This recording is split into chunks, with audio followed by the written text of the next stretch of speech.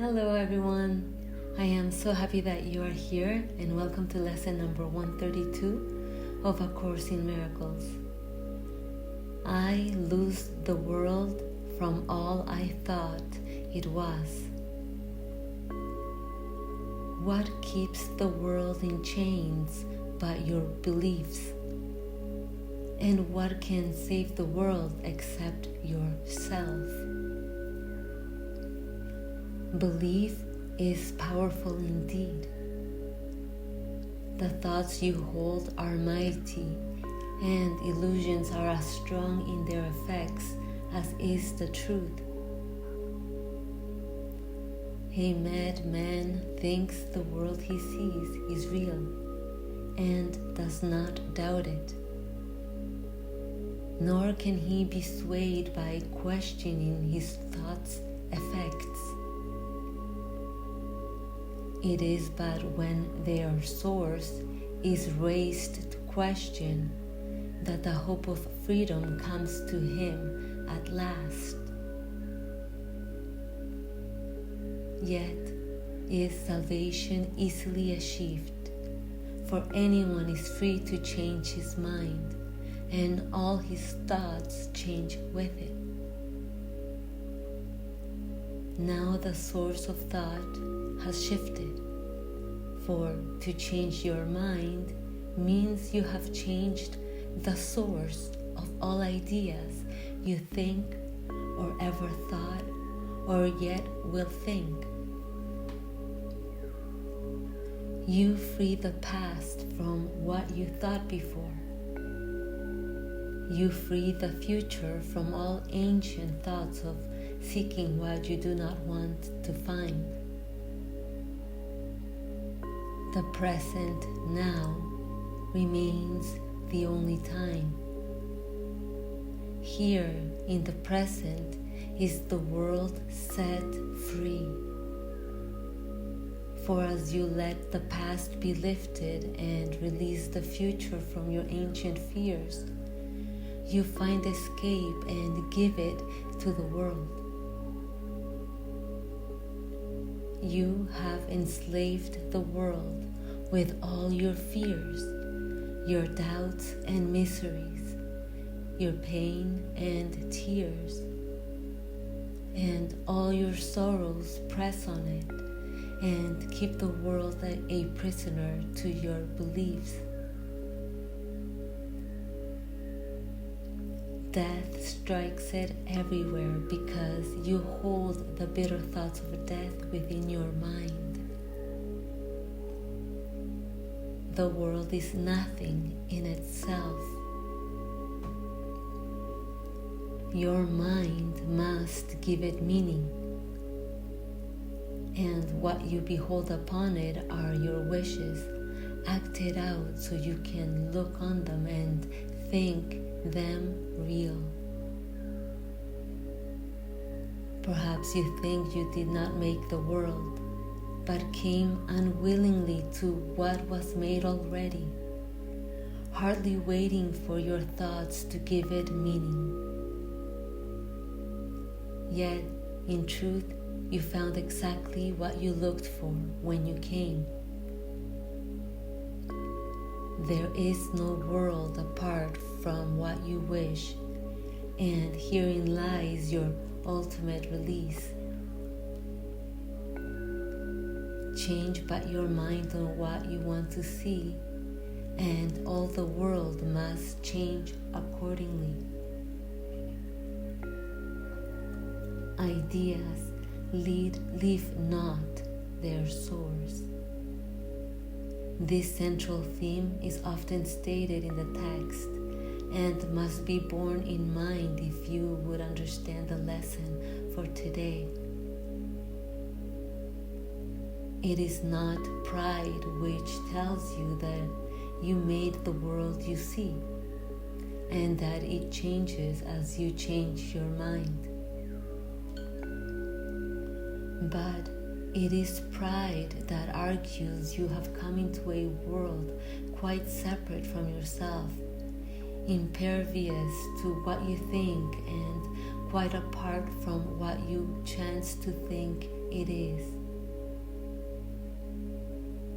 There is no world. This is the central thought the Course attempts to teach. Not everyone is ready to accept it, and each one must go as far as he can, let himself be led along the road to truth. He will return and go still further, or perhaps step back a while and then return again. But healing is the gift of those who are prepared to learn there is no world and can accept the lesson now. Their readiness will bring the lesson to them in some form which they can understand and recognize. Some see it suddenly on point of death and rise to teach it. Others find it in experience that is not of this world, which shows them that the world does not exist, because what they behold must be the truth, and yet it clearly contradicts the world. And some will find it in this course and in the exercises that we do today. Today's idea is true because the world does not exist. And if it is indeed your own imagining, then you can lose it from all things you ever thought it was by merely changing all the thoughts that gave it these appearances.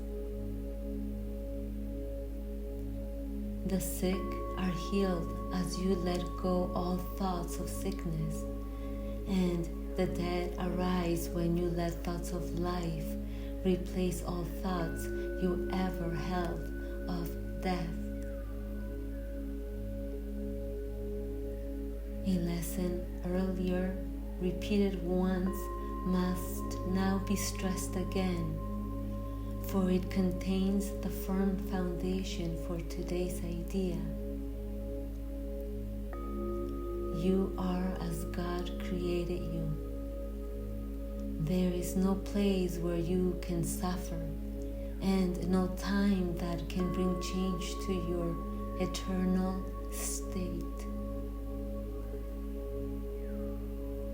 How can a world of time and place exist if you remain as God created you? What is the lesson for today except another way of saying that to know yourself is the salvation of the world? To free the world from every kind of pain is but to change your mind about yourself. There is no world apart from your ideas, because ideas leave not their source, and you maintain the world within your mind in thought. Yet, if you are as God created you, you cannot think apart from Him, nor make what does not share His timelessness and love. Are these inherent in the world you see? Does it create like Him? Unless it does, it is not real and cannot be at all. If you are real, the world you see is false, for God's creation is unlike the world in every way. And as it was His thought by which you were created, so it is your thoughts which made it and must set it free, that you may know the thoughts you share with God. Release the world. Your real creations wait for this release to give you fatherhood, not of illusions, but as God in truth. God shares his fatherhood with you who are his son, for he makes no distinctions in what is himself and what is still himself. What he creates is not apart from him, and nowhere does the Father end, the Son begin as something separate from him. There is no world because it is a thought apart from God and made to separate the Father and the Son and break away a part of God himself and thus destroy his wholeness. Can a world which comes from this idea be real? Can it be anywhere? Deny illusions, but accept the truth. Deny you are a shadow briefly laid upon a dying world. Release your mind, and you will look upon a world released.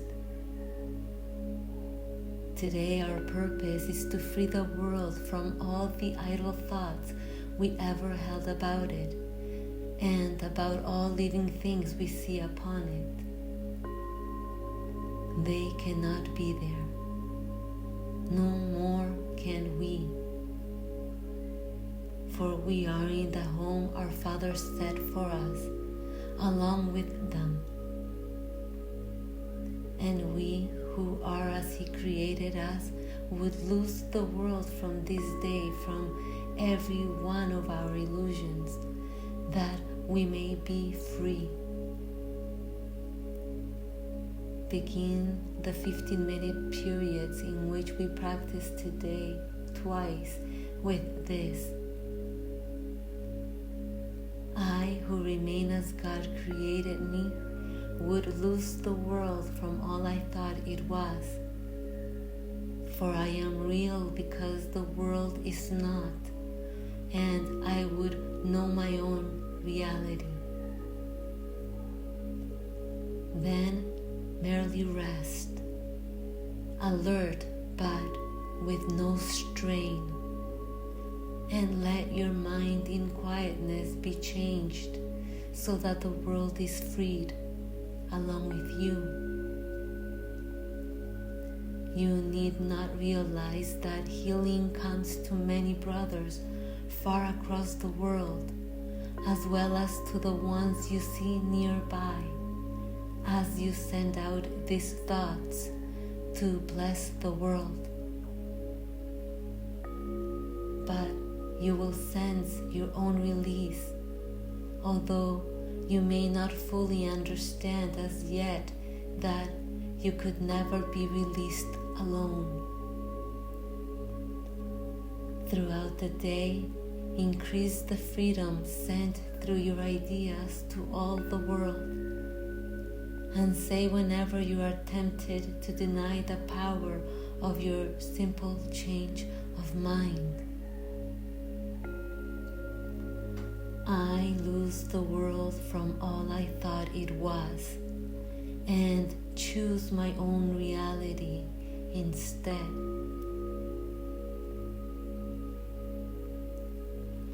Okay, that is lesson number 132 of A Course in Miracles.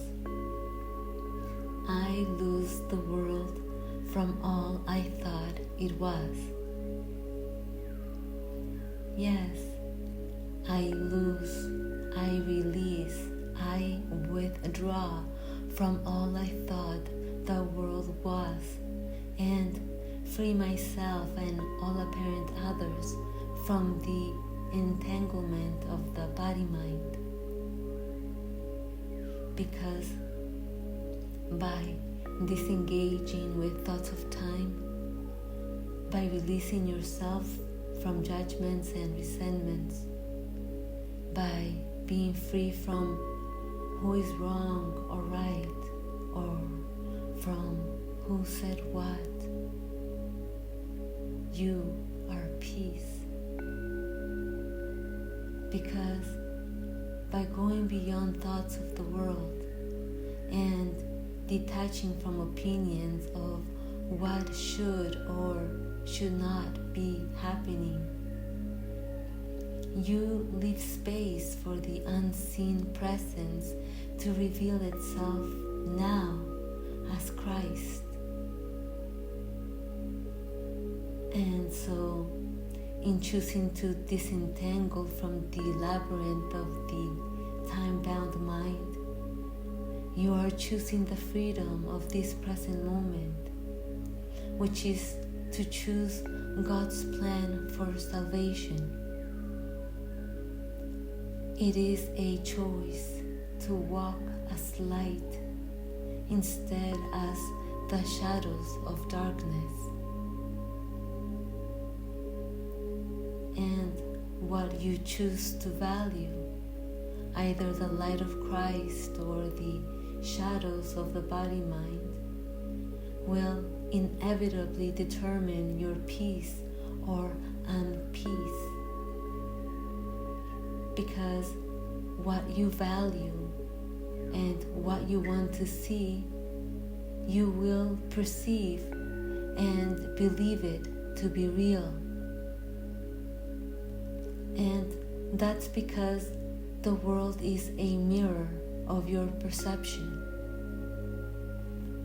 Perception being the lens through which you see and experience the world. And you can change your perception from the illusion of a time-bound identity to the reality of the eternal mind. You can indeed shift your lens of perception and see a world where there is nothing but eternal oneness and wholeness. Or you can see a world of separation and darkness. Change your perception and the world changes accordingly. This is the power of the mind, the power of belief, the power of the eternal now, which is always present and thus is the only power that liberates all apparent minds from the illusory chains of the time-bound mind.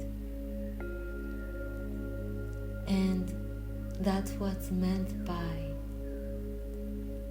what keeps the world in chains but your beliefs. And what can save the world except yourself? Belief is powerful indeed. The thoughts you hold are mighty, and illusions are as strong in their effects as is the truth. A madman thinks the world he sees is real and does not doubt it, nor can he be swayed by questioning his thoughts' effects. It is but when their source is raised to question that the hope of freedom comes to him at last.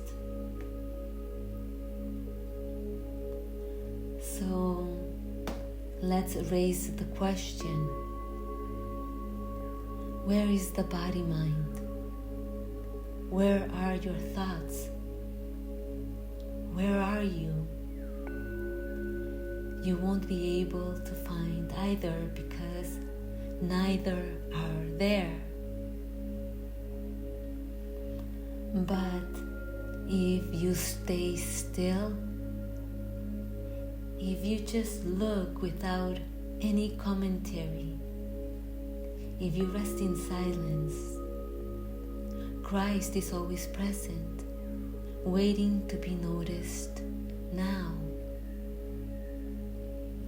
And if you want salvation, then make your intention clear and choose the freedom of this present moment so you can free yourself, free the world, free the past and the future from all you thought it was, until you are empty of all thought, until there is nothing left and perception disappears completely, and Christ is all there is. So let go of what you think the world is. Let go of what or who you think you are. Let go of your ideas of what Christ is. Let go of all perceptions, viewpoints, and opinions which change throughout time because they are set by the limited perception of the illusory mind which bounds us to time. Let go of all judgments and grievances. Let go of the idea of worthy and unworthy, and free the false mind from the webs of separation, differences, and levels. Let go of all which seems to stand in the way of perfect stillness and peace, and be the empty road that leads to the present now. And that's what's meant by the present now remains the only time. Here in the present is the world set free, for as you let the past be lifted and release the future from your ancient fears, you find escape and give it to the world. You have enslaved the world with all your fears, your doubts and miseries, your pain and tears, and all your sorrows. Press on it and keep the world a prisoner to your beliefs. Death strikes it everywhere because you hold the bitter thoughts of death within your mind. Yes, you hold the bitter thoughts of death within your mind. The bitter thoughts that veils the nothingness of the present now. And what is nothingness but peace? And what is peace but the realm of the unseen, the unnoticed ever-presence of boundless space, forever free from thoughts of I.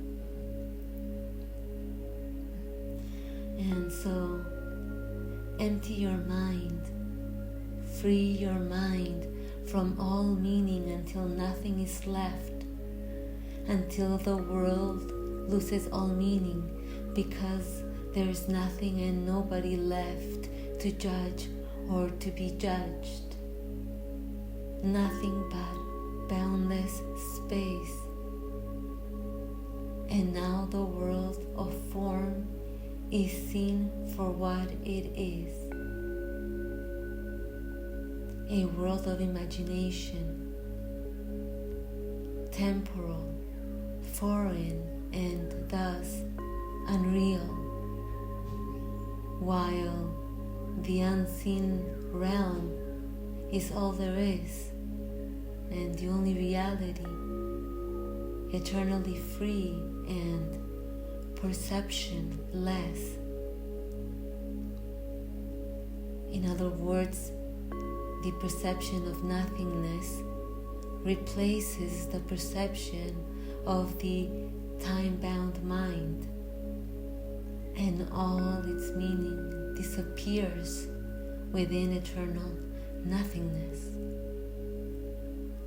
And now, nothingness is realized as one eternal reality, the only one.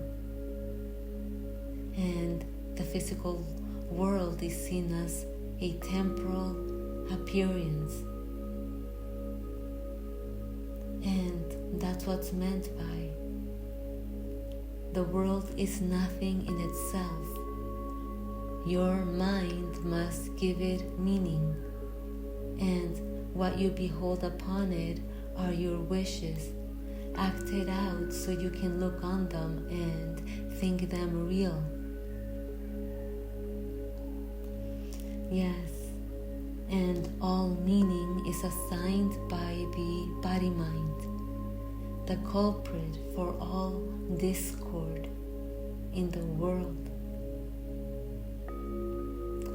And then it goes on to say, perhaps you think you did not make the world, but came unwillingly to what was made already, hardly waiting for your thoughts to give it meaning.